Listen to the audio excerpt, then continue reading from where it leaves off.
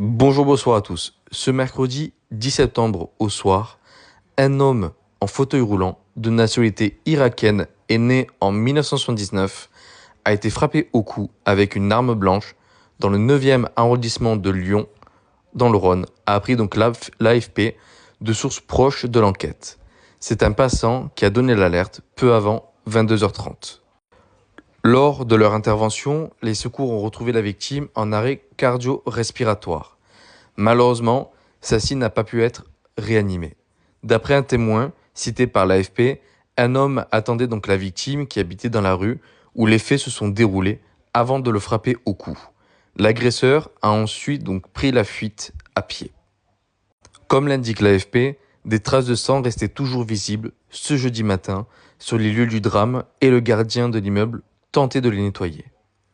Celui-ci a d'ailleurs expliqué à l'agence de presse française qu'il y avait du sang à l'intérieur de l'immeuble, sur les vitres, la porte et toute l'entrée, a-t-il dit, donc précisant que l'homme tué était quelqu'un de très discret et correct. C'était une personne vulnérable, en fauteuil roulant, qui ne marche pas, et un voisin sans problème, qui ne parlait à personne, donc a ajouté une habitante de l'immeuble à l'AFP. Après avoir entendu comme une altercation, le mari donc de la femme juste un instant est descendu et a porté secours à la victime, a-t-elle ajouté. Il s'est pris un coup de machette au niveau de la carotide, a-t-elle assuré.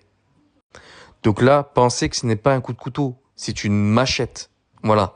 Là justement, il y a encore un débat, donc l'enquête vérifiera cela, mais apparemment, ça serait donc une machette et non un couteau. On sait très bien qu'aujourd'hui, la machette, c'est une certaine catégorie de personnes qui l'utilisent. Pas tout le monde utilise des machettes en France.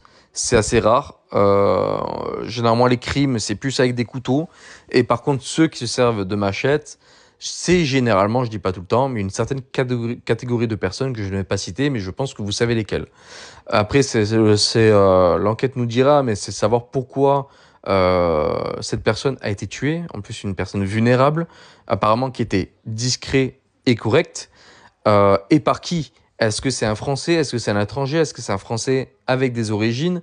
Enfin, on verra par la suite, mais en tout cas, voilà, je trouve ça totalement ignoble.